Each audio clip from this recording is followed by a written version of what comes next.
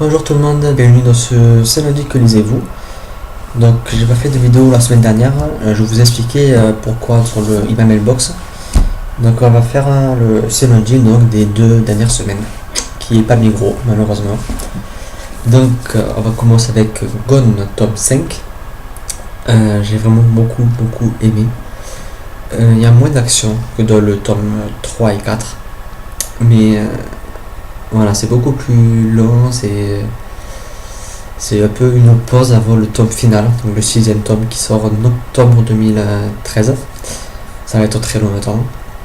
Mais voilà, la fait est vraiment super. Beaucoup de surprises. Donc pour ceux qui ne connaissent pas, dans le premier tome, dès le premier chapitre, tous les adultes de plus de 15 ans, c'est ça, disparaissent. Donc ils se retrouvent seuls, enfermés dans un dôme. Donc un dôme de 30 km je crois, donc tout autour de la ville, avec au milieu la centrale de la ville. Et ils se retrouvent dedans. Certains mutent, certains commencent à avoir des pouvoirs. Ils vont bien sûr devoir affronter beaucoup de choses. Certains des rivaux qui vont vouloir devenir chefs, la famine, la maladie, une créature, on va appeler ça une ombre, qui se cache sous la ville et qui va vraiment devenir la chose centrale de l'histoire. Donc dans ce tome, l'ombre grandit de plus en plus.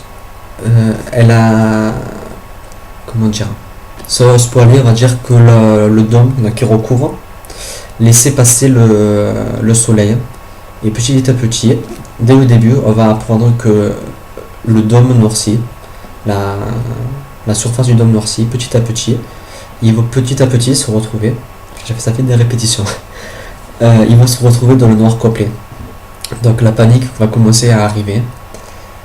Et voilà, ça s'appelle la peur. Et franchement, on ne comprend pas pourquoi, car même nous, quand on lit, on est angoissé. Bon, c'est souvent le cas avec la saga Gone, mais dans ce tome, c'est beaucoup plus... on sent vraiment la peur des personnages, surtout du personnage principal, Sam, qui dans le premier tome, ou de second tome, je crois, avait dit au personnage qu'il avait peur du noir. Et donc le personnage principal qui a peur du noir et qui va se retrouver dans un dôme entièrement noir, voilà. Mais pourtant c'est vraiment super, c'est angoissant, c'est toujours aussi choc, toujours aussi gore, même s'il y en a moins, vu qu'il y a moins d'action, mais il y a toujours des passages aussi gore. Il le passait pour les yeux de... Je crois que ça s'appelait Cigare, oui Cigare. Je me suis imaginé la scène, ça m'a trotté toute la nuit. Franchement voilà, j'ai vraiment beaucoup aimé. C'est pourtant un livre pocket jeunesse, mais voilà, moi je le recommande pas aux plus jeunes. C'est peut-être jeunesse dans le style d'écriture, mais le côté psychologie des personnages, le côté gore, l'histoire en elle-même, franchement voilà, c'est plus pour les ados, jeunes adultes. Et voilà, il y a tellement de choses à dire que je sais même pas quoi vous dire. Franchement, moi, c'est une saga que j'adore, de plus en plus. Les personnages me captivent, l'histoire me captive, le style d'écriture est vraiment super. Voilà, c'est vraiment... On avance aussi beaucoup, j'ai oublié de dire. On avance avec l'histoire, parce que ça stagne un peu avec les derniers tomes. C'est finalement l'histoire principale du dôme n'avance pas plus que ça. Et donc dans ce tome, ça va changer, vu que déjà le dôme devient noir. Donc c'est une évolution de l'histoire, on va savoir plein de petites choses. Et aussi on fait savoir ce qu'est devenu le reste du monde. Parce qu'on ne savait pas vraiment s'il était mort, si ils avaient muté, pardon, s'ils avaient muté ou aussi ou quoi. Donc on va en fait savoir ce que le reste du monde est devenu. Et j'étais vraiment heureux. Donc voilà, c'est tout pour Gone, je vais éviter de vous spoiler. Donc faut juste retenir que c'est une saga super, qui s'améliore de livre en livre. D'après le tome 1 super, tome 2 qui m'a un peu déçu, et tome 3, 4, 5 vraiment super.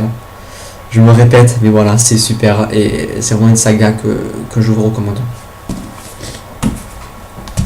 Donc j'ai continué en lecture commune avec Suki, Bilbo le Hobbit, Vous savez que je suis pas fan du tout de Tolkien et de son univers. J'ai jamais accroché au Seigneur des Anneaux. Et malheureusement, je dois dire que c'est pareil avec Bilbo. Donc c'est ma lecture en cours. Je suis ici. Je l'ai commencé mercredi, je crois. Et voilà, j'ai lu 200 pages. Il m'en reste 150. Et franchement, je suis pas fan du tout, je dois l'avouer. C'est trop. Bon, déjà, le style d'écriture, je suis pas fan. Et je trouve ça trop décousu. C'est plein de petites étapes de la voiture, mais voilà, j'arrive pas à rentrer dedans. Pour moi, je suis vraiment à l'extérieur du livre. Et je dois avouer que j'ai quand même hâte de le terminer. Donc, après Le Hobbit, je vais commencer un livre qui me faisait de l'œil, que j'ai reçu en partenariat, et que je vais lire en lecture commune avec Enya, donc Le Monde des Livres. Il me fait bien envie. Déjà parce que c'est bleu et j'adore le bleu. C'est bête, vous allez dire, mais ça attire l'œil de suite. Et voilà, l'histoire peut être pas mal du tout. Il a l'air de se lire assez vite quand même, il est pas très gros. Donc je vous tiens au courant là, à la vidéo de lundi prochain. Donc voilà. Le CLG est terminé. On se retrouvera. On est quoi, le 10? Non, peut-être pas cette semaine, mais la semaine d'après pour bon, déjà le CLG. Et aussi pour la vidéo habituelle de fin d'année du flop et du top 2012. Donc les 10 livres préférés 2012 et le top 3 des flops de l'année. Et je dois dire qu'il y a beaucoup de flops cette année malheureusement. Donc voilà, la vidéo est terminée, on se retrouve lundi pour une prochaine vidéo. Bye.